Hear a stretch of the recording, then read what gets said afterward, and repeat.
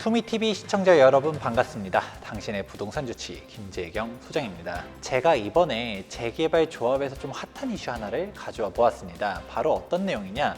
시공사 선정 입찰에 들어가는 조합들이 근래 많아졌는데 컨소시엄에 대한 논쟁들이 좀 있습니다. 생각보다 많이들 물어봐가지고 한번 정리해 보려고 합니다. 우선 자료를 한번 보도록 할까요? 최근에 공고문이 떴었죠. 바로 어디냐면 흑석 9구역입니다. 흑석 9구역 시공사 선정 입찰 공고 하면서 있게 되는데, 이 공고는 이번이죠. 10월 7일자로 한번 나오게 됐는데, 내용들을 쭉 놓고 보았었을 때 뭔가 재밌는 내용이 하나가 있죠. 입찰 방식에서 도급제인데 공동 도급 불가라고 써 있죠. 또 다른 자료 하나 보도록 할까요? 미아 3구역 시공사 선정을 위한 입찰 공고, 여기도 최근에 떴었죠? 10월 4일자입니다. 그리고 내용들을 쭉 보다 보면 역시도 공통적으로 나오는 부분들이 있죠. 공동도급 불가라고 써 있습니다.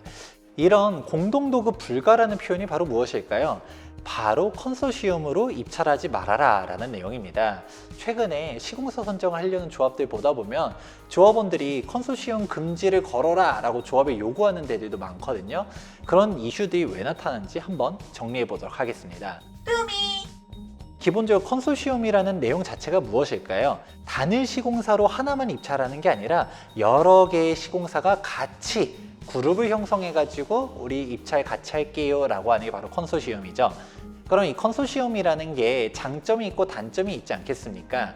일단 장점부터 이야기하자면 아무래도 건설사 혼자서 단독적으로 가려고 하면 부담이 많겠죠. 그 부담이 무엇이냐면 건축비도 내가 다 해야 되고 분양이 잘 안 됐었을 때 리스크도 내가 온전히 다 지게 되는 것이죠. 그리고 또 무엇보다 입찰을 경쟁에 따른 두려움이 존재한다는 것입니다. 우리가 입찰을 하려고 했었을 때 이제 A 시공사랑 B 시공사랑 C 시공사랑 막 터지게 싸워요.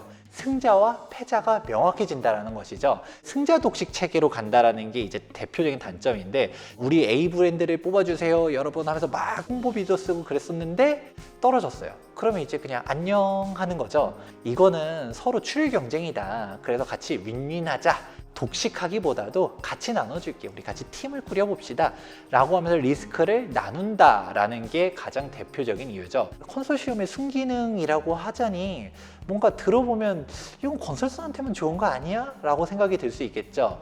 그렇다 보니까 조합원들은 대체로 컨소시엄을 싫어해요. 왜냐하면 우리가 조합원 입장에서만 놓고 보면 이게 브랜드가 단일 브랜드가 아니라 뭔가 합쳐지는 여러 개 브랜드가 있게 되는 거고, 좀 뭔가 지저분한 거 아니냐.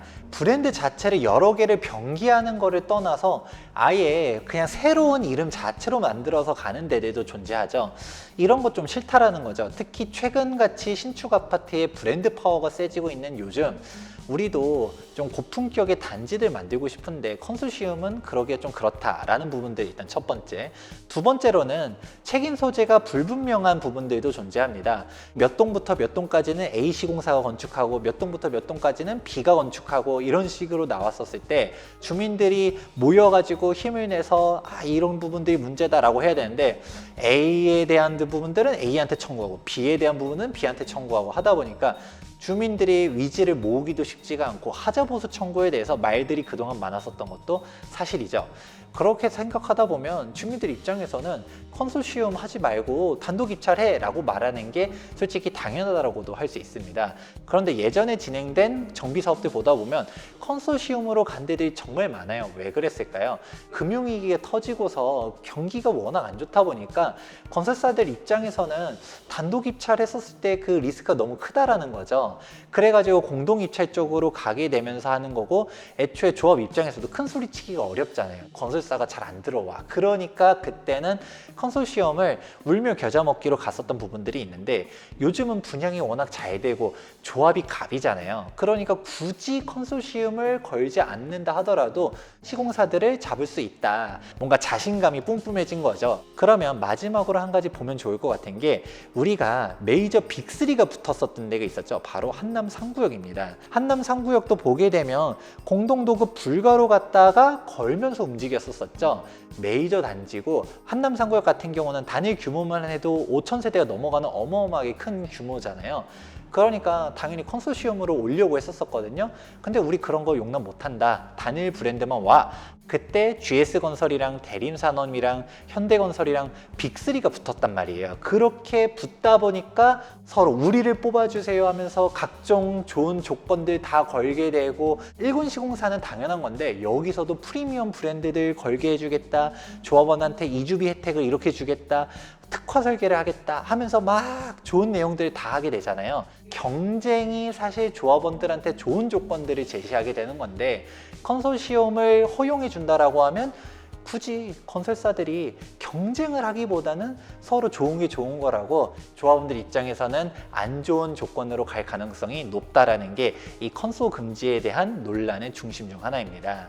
이렇게 얘기하면 건설사 입장에서는 조금 불편할 수도 있긴 하겠지만, 조합원들의 이득을 극대화하기 위해서 컨소시엄에 대한 논쟁들이 왜 나타나는지 여러분들이 이 영상을 통해서 도움을 얻었으면 좋겠습니다.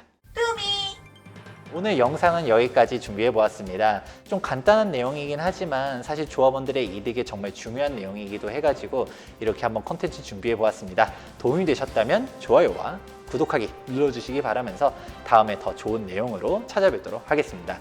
지금까지 부동산 주치 김재경 소장이었습니다. 감사합니다.